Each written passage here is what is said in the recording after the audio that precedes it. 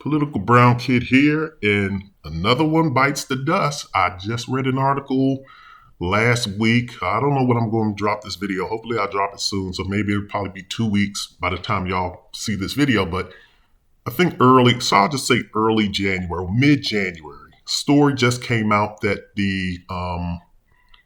there was a San Francisco In-N-Out burger.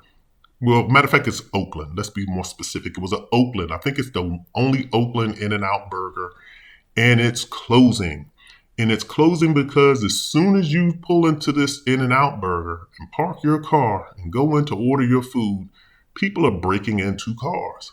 So the violence and the crime has gotten so bad that In-N-Out said we're closing this store down because we don't want to put our employees in jeopardy. They're closing it down. Really, I'll say this. It's not just because of the employee safety. And I'm not trying to say that In-N-Out does not care about employee safety.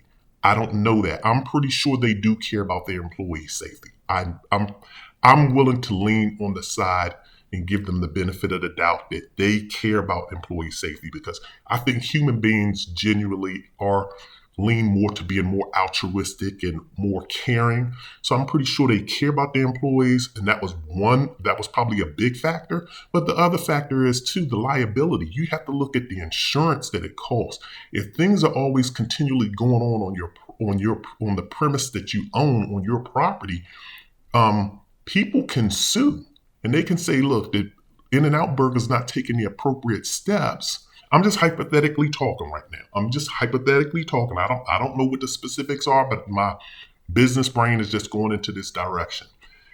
People can say, well, In-N-Out Burger knows that this has been a pattern that's been going on their premise, and they failed to protect our vehicles by putting up cameras or by putting in security, by doing X, Y, and Z. My car got broken into. I want $1 million. Or just they file a lawsuit just to be made whole, what have you. And then two, it's like, even if they just have to hire a security guard, it's like security is a different pay scale than being a cashier or a chef, or a cook, should I say a cook in a fast food restaurant.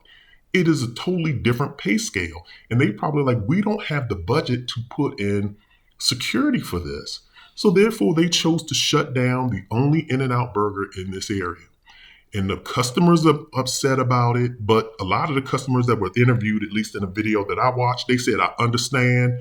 And then as soon as the In-N-Out burger gets closed down, now the city of Oakland wants to try and take action against the crime in the area. Same thing happened here in Washington, D.C. Ted Leonsis, the owner of the Washington Wizards, moving the team from downtown DC over across the bridge into the suburbs of Virginia, the DC suburbs of Virginia, and the citizens are mad. A part of the now, once again, Ted Leonsis tried to use crime as an example or the reasoning why. It was one of the reasons. I'm not trying to say that was his whole argument. And crime in the down in the Chinatown area was probably bad. Pretty sure it probably was. I don't know. But there's been a lot of complaints about the area having crime. That was one of the reasons. But his biggest reason was pretty much he wants more land. He wants to build this bigger experience. And when you're in like a metropolitan like DC and New York, and you have these confined spaces and you really can't build out, you don't have the acreage to do so, you can go right across the bridge and they'll give you 40 and 50 acres of undeveloped land. And then you can create not only a stadium, but you can create a daggone museum, a team museum. You can create a theme park, a little ice skating rink. You can make it more of a seasonal, like a 4-season attraction where you can generate revenue year round. And that's really what he wanted to do. But he's also using crime as an example. And thus, now you got the mayor of DC trying to come in and say, we're going to enact laws that's going to kind of prevent this crime from going on. And I've already talked about I think the Target in Harlem shutting down. You had some Walmart shutting down, I think in Chicago. A lot of these businesses are shutting down. And most of these communities that you look where they're shutting down at are in Black communities. So I'm not making this up, and I'm not trying to target my people, but at the same time, you can't ask for jobs, you can't beg for jobs, and then you can't control your kids.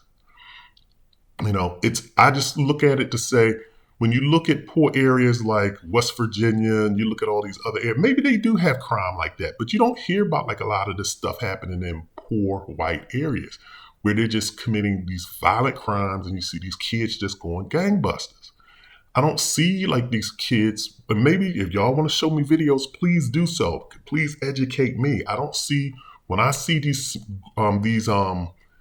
big mass flash mobs going into stores and snatching stuff out of 7-Elevens or snatching stuff out of Lord and Taylor's and taking Gucci bags and stuff. I really see our people doing it. So when you start saying that people are going to start targeting you, and this is the same reason how the crack cocaine laws came down, because they said you're committing violent crimes. Listen, nobody cares when really no one cares that you're selling. People care that you're selling drugs. Trust me, people care because the government always needs a war on something. They need a war on drugs, a war on poverty, a war on homelessness, a war on aliens, a war on a fictitious war on Russia. That's where Reagan had his arms raced about. Everyone needs a war or a cause to fight. But people care a lot less when there's violence taken out of it. If you're just selling drugs and no one's really getting hurt, there's going to be a war going on against you. The government's going to try and come after you because, of course, they want the tax money. And that's number one. And, of course, they need a war to fight and to make things look good. But they're not going to throw the book at you. But when you start injecting all of this crime and all of this killing into things, then that's when you start seeing like those 3 strikes you're out laws. That's when you start seeing all of these, you hear these people start talking about predicate felons and things like that. So we have to keep that in mind. And then also, too, if you need jobs and stuff in your community, and not just jobs, but if you want to shop, now I guess people really don't care about the shopping because people have packages delivered to their homes all the time. But people are even robbing the Amazon workers, the parcel posts. I'll just say parcel post delivery workers. People are just robbing them.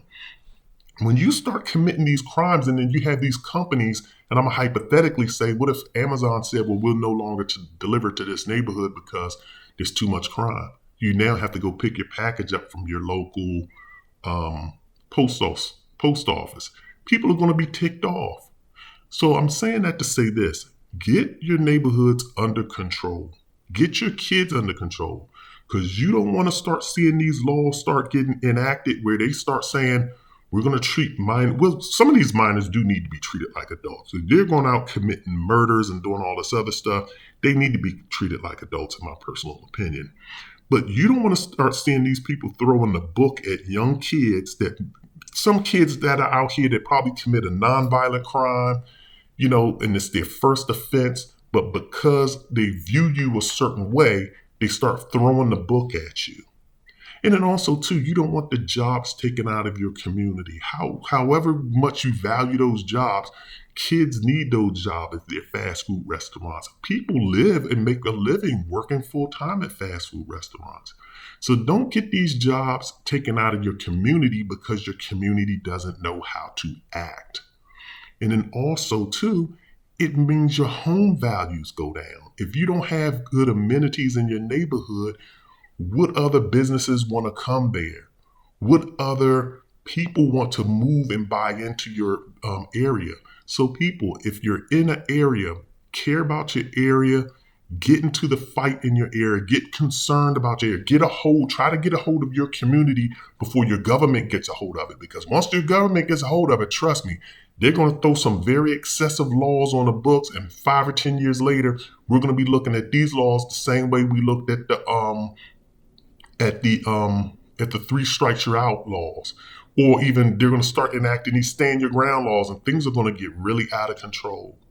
So that's all I wanted to say about this. This is the Political Brown Kid. Definitely let me know your thoughts and opinions. Also hit the like and subscribe button. I'm out.